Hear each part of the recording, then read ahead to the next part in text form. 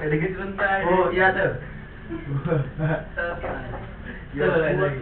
Assalamualaikum warahmatullahi wabarakatuh. Perkenalkan, nama saya Sismawan Nafa, nomor absen 32 dari kelas 12 IPA 5 SMA Negeri 2 Lumajang. Saya akan menjelaskan tentang persatuan dan kesatuan di masa demokrasi liberal dan Orde Lama. Adapun yang akan saya jelaskan pada kali ini adalah terbagi dalam dua subbab. Yang pertama adalah dinamika persatuan dan kesatuan pada masa demokrasi liberal, meliputi awal masa demokrasi liberal, dekret presiden, dan gerakan yang mengancam persatuan dan kesatuan pada masa demokrasi liberal.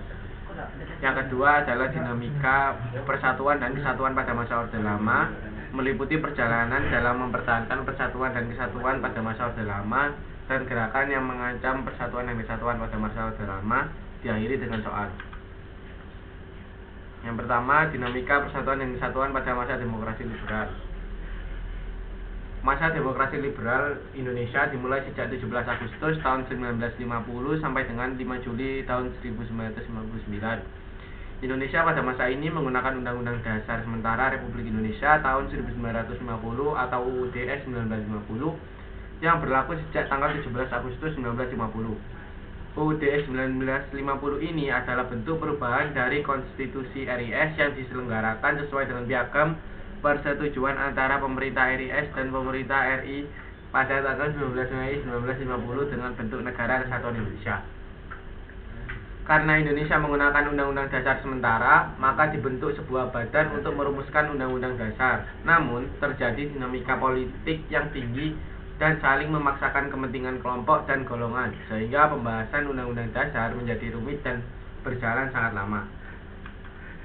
Yang kedua adalah Dekret Presiden 1959. Dekret Presiden 1959 ini dilatar belakangi oleh kegagalan Badan Konstituante untuk menetapkan UUD baru sebagai pengganti UUD 1950.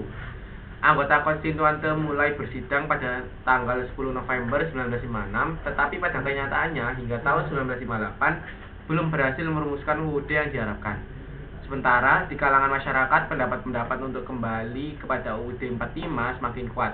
Dalam menanggapi hal itu, Presiden I.R. Soekarno lantas menyampaikan amanat di depan sidang konstituante pada 22 April 1959 yang isinya menganjurkan untuk kembali ke UUD 45. Berikut adalah isi dari Dekret Presiden.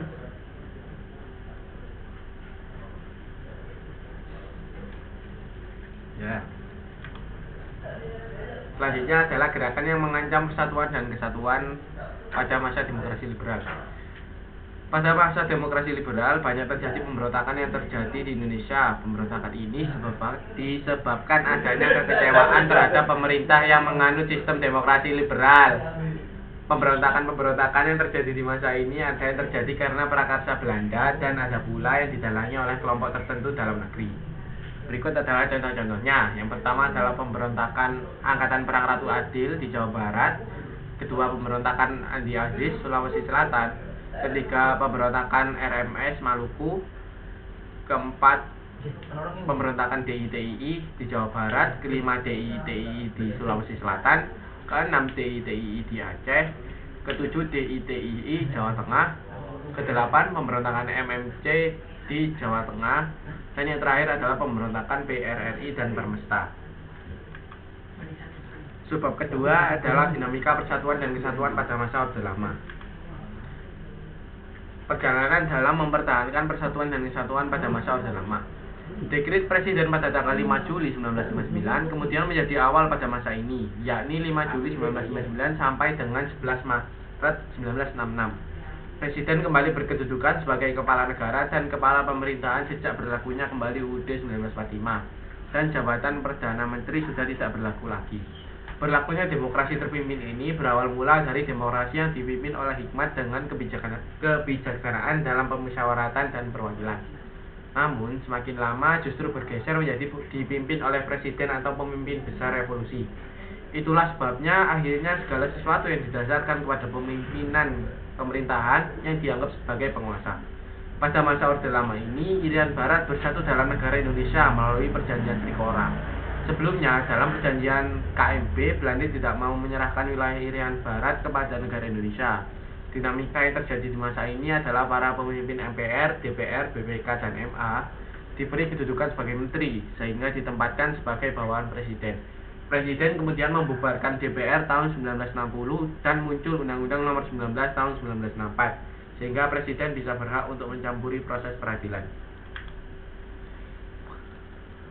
Terdapat banyak sekali gerakan separatis yang mengancam persatuan dan kesatuan Republik Indonesia di masa Orde Lama, antara lain adalah pemberontakan Permesta, Gerakan Aceh Merdeka atau GAM, Gerakan Separatis Tragedi Nasional G30 SPKI tahun 1965, dan pemberontakan APRA, Andi Aziz, dan Republik Maluku Selatan.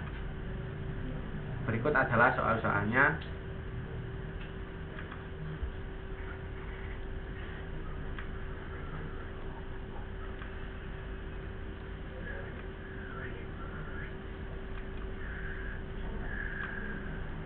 Sekian materi yang bisa saya sampaikan. Apabila ada salah kata, mohon dimaafkan. Wassalamualaikum warahmatullahi wabarakatuh.